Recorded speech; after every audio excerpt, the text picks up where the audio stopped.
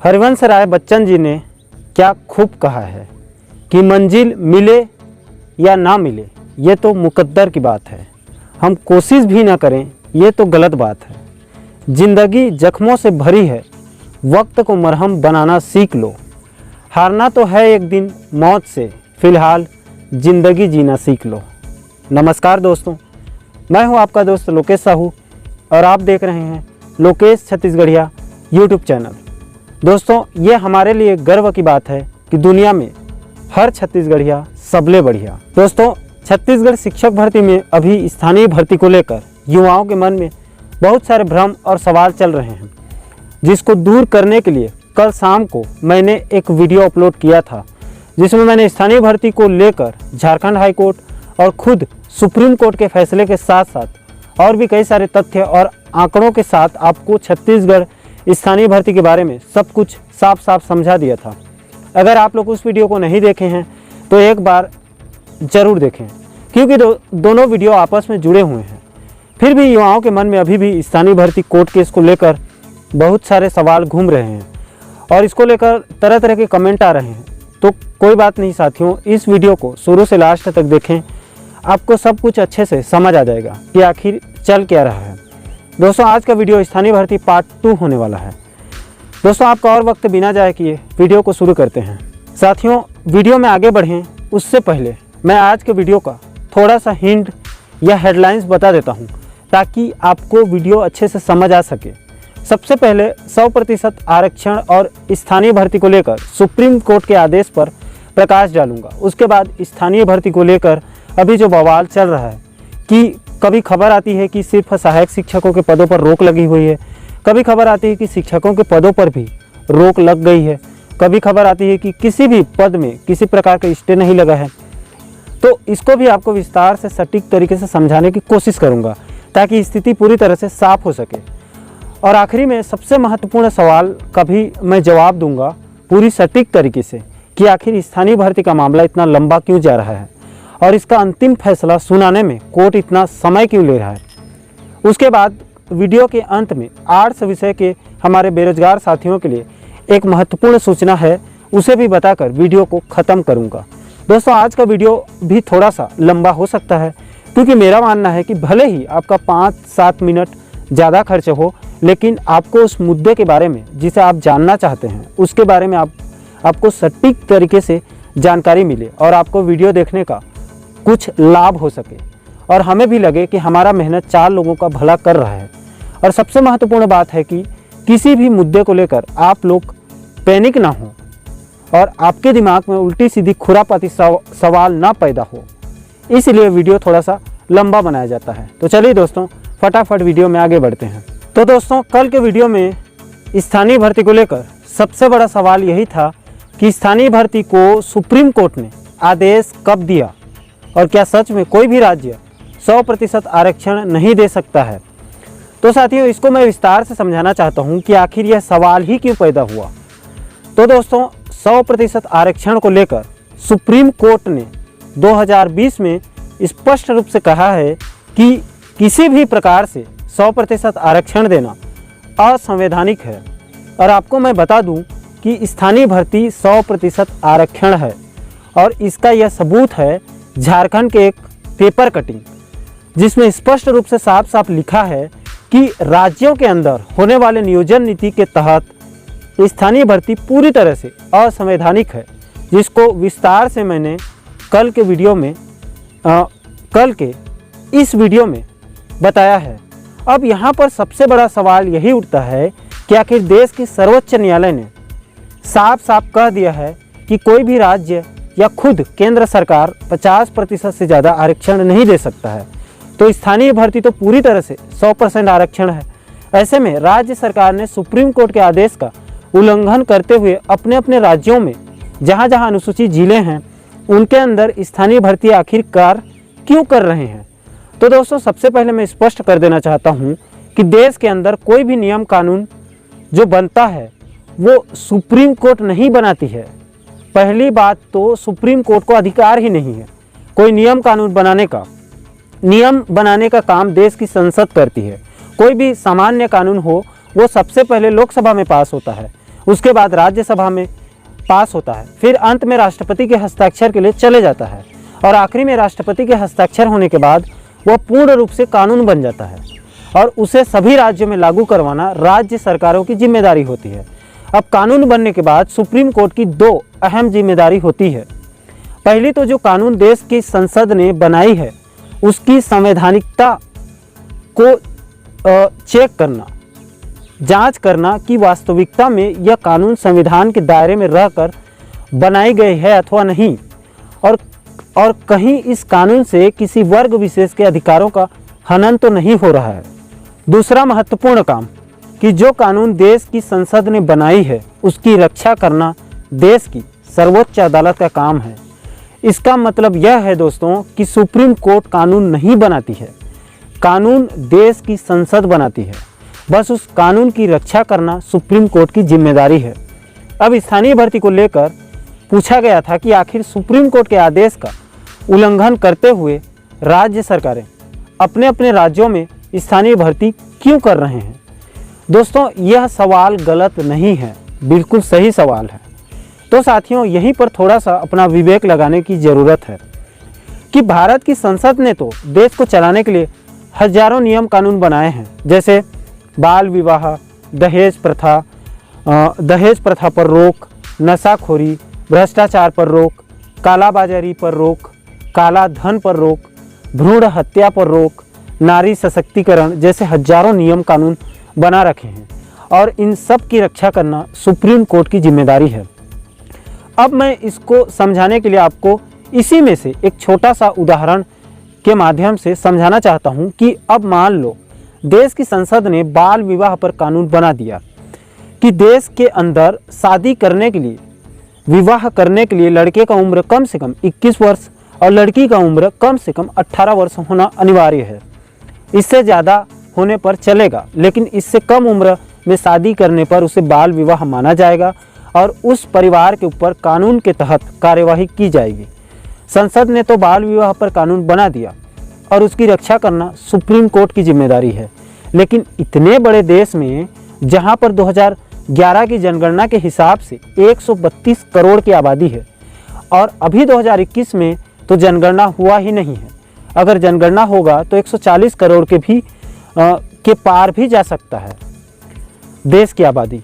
अब इतने बड़े देश के किस राज्य के कौन से जिले के, किस जनपद के, कौन से गांव के किस किस घर में बाल विवाह हो रहा है, ये सुप्रीम कोर्ट दिल्ली में बैठकर कैसे पता करेगी। भैया वो सुप्रीम कोर्ट है, शक्तिमान नहीं है जो कोई भी घटना स्थल में बिना बताए तुरंत 5 मिनट के अंदर घूमते हुए चला जाए और समस्या को तुरंत ख़त्म कर दे।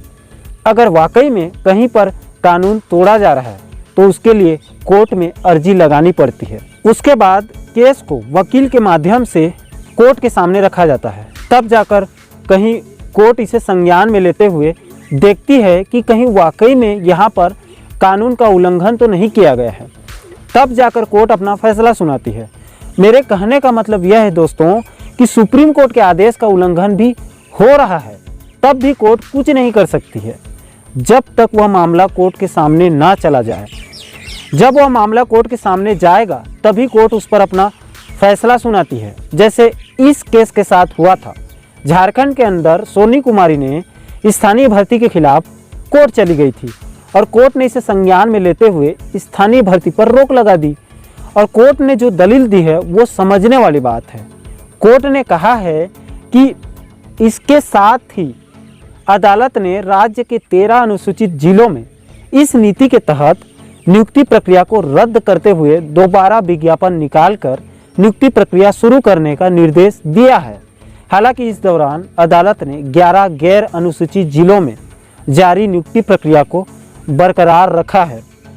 इसके पीछे अदालत का तर्क है कि प्रार्थी ने नियोजन नीति और इसके तहत जारी विज्ञापन की शर्त को ही कोर्ट में चुनौती दी थी। गैर अनुसूचित जिलों में होने वाली नियुक्ति को किसी ने भी चुनौती नहीं दी है, इसलिए उसे रद्द नहीं किया जा रहा है। इसका सीधा सा मतलब है दोस्तों कि झारखंड के अंदर सोनी कुमारी ने स्थानीय भर्ती के खिलाफ में कोर्ट में केस कर दी थी उसके बाद कोर्ट ने स्थानीय भर्ती को असंवैधानिक मानते हुए रद्द कर दिया। मैदानी क्षेत्र के भर्ती पर किसी ने भी कोर्ट में केस नहीं किया, तो मैदानी जिलों में भर्ती चल रही है। अब आप लोगों को इसका जवाब मिल ही गया होगा कि सुप्रीम कोर्ट ने 100% आरक्षण को कब और क्यों असंवैधानिक करार दिया और झारखंड की स्थानीय भर्ती को रद्द क्यों कर दिया। अब दोस्तों, छत्तीसगढ़ के संदर्भ में स्थानीय भर्ती कोर्ट केस की बात करें तो जो वर्तमान के 14,580 शिक्षक में एक बहुत बड़ा मुद्दा बन गया है। आखिर छत्तीसगढ़ में स्थानीय भर्ती को लेकर विवाद कहां और कैसे शुरू हो गया, तो इसे भी समझें कि वर्तमान के 14,580 शिक्षक भर्ती के विज्ञापन पर कहीं पर भी स्थानीय भर्ती का उल्लेख नहीं है, क्योंकि छत्तीसगढ़ राज्य पत्र के पिछले तिथि के आधार पर तृतीय एवं चतुर्थ श्रेणी पे स्थानीय भर्ती का स्पष्ट उल्लेख है और 2012 से राज्य के अंदर नियोजन नीति के तहत बस्तर संभाग और सरगुजा संभाग के अंतर्गत आने वाले सभी जिलों में वहीं के स्थानीय उम्मीदवारों को तृतीय और चतुर्थ श्रेणी के पदों पर नियुक्ति दी जाती आ रही है। अब दिसंबर 2019 में विभाग ने स्थानीय पदों पर स्थानीय लोगों को लेने के लिए एक आदेश जारी करती है। इस लेटर में आप देख सकते हैं कि विभाग ने अनुसूचित क्षेत्र के सभी जिलों के कलेक्टरों को आदेश जारी करके साफ निर्देश देती है कि स्थानीय जिलों में स्थानीय उम्मीदवारों की ही भर्ती करें। इस आदेश को मैदानी क्षेत्र के अभ्यर्थियों ने बिलासपुर हाईकोर्ट में चैलेंज कर दिया, जिस पर संज्ञान लेते हुए राज्यपाल महोदया आदरणीय अनुसुईया उइके जी ने संविधान से प्राप्त अपने विशेष अधिकार का प्रयोग करते हुए आदेश को संशोधित कर 30 जनवरी 2020 दिन गुरुवार को वर्तमान शिक्षक भर्ती में स्थानीय भर्ती नियम को शिथिल करते हुए शिक्षक भर्ती में स्थानीय भर्ती को हटाकर सबको मौका देने का बड़ा फैसला किया। आप अपने मोबाइल स्क्रीन पर राज्यपाल महोदया जी का आदेश कापी देख सकते हैं, जिसके नीचे में स्पष्ट लिखा है कि परंतु यह कि उक्त अधिसूचना का प्रभाव स्कूल शिक्षा विभाग द्वारा 14,580 शिक्षक संवर्ग के पदों पर की जा रही भर्ती हेतु जारी विज्ञापन क्रमांक अटल नगर दिनांक 9 मार्च 2019 पर नहीं पड़ेगा। दोस्तों, इसके बाद मामला और गर्म हो गया। अब यहीं पर हमारे स्थानीय अभ्यर्थी राज्यपाल महोदया जी के संशोधित आदेश को हाई कोर्ट में फरवरी मार्च 2020 में चैलेंज कर दिए, जो जनवरी 2020 से आज तक लगभग 1.5 साल तक जिसकी सुनवाई चल रही है और कोर्ट से तारीख पे तारीख मिल रही है, जिसकी अगली सुनवाई 27 अगस्त को होने वाली है। अब देखना पड़ेगा कि 27 अगस्त को कोर्ट इसका अंतिम फैसला सुनाता है या एक और नई तारीख दे देता है। अब दोस्तों, इसी स्थानीय भर्ती कोर्ट केस को लेकर कभी खबर आती है कि बस्तर सरगुजा संभाग में सहायक शिक्षक के साथ साथ शिक्षक पदों पर भी रोक लग गई है। कभी खबर आता है कि केवल सहायक शिक्षक और विज्ञान प्रयोगशाला के पदों पर ही रोक लगी हुई है। इसको लेकर कई तरह की बातें चल रही है और इसको लेकर किसी के पास अभी वर्तमान में कोई पुख्ता जानकारी नहीं है। हालांकि छत्तीसगढ़ डीएड संगठन इसको लेकर आंकड़ा जुटाना शुरू कर चुका है। वहां से जैसे ही कोई पुख्ता जानकारी मिलेगी आपको अलग से वीडियो बनाकर बता दूंगा। लेकिन इसको लेकर मैंने अपने स्तर में जो पता किया है, जो जानकारी ली है, उसके हिसाब से आपको बता दूं तो सहायक शिक्षक और विज्ञान प्रयोगशाला की तो मैं भी कुछ नहीं बोल सकता हूं, लेकिन शिक्षक के पदों पर किसी प्रकार का कोई भी स्टे नहीं लगा है। अब दोस्तों, आपको स्थानीय भर्ती कोर्ट केस के सबसे बड़े सवाल का जवाब दे देता हूं, जिसको लगभग सभी साथी बार बार पूछते रहते हैं कि आखिर स्थानीय भर्ती कोर्ट केस इतना लंबा क्यों खींच रहा है और कोर्ट इसका जल्द से जल्द निराकरण क्यों नहीं कर देता है। दोस्तों, ये सवाल वाकई में बड़ा लॉजिक वाला सवाल है। तो दोस्तों, एक बात समझ लीजिए कि स्थानीय भर्ती का मामला इतना आसान नहीं है जितना आप लोग सोच रहे हैं।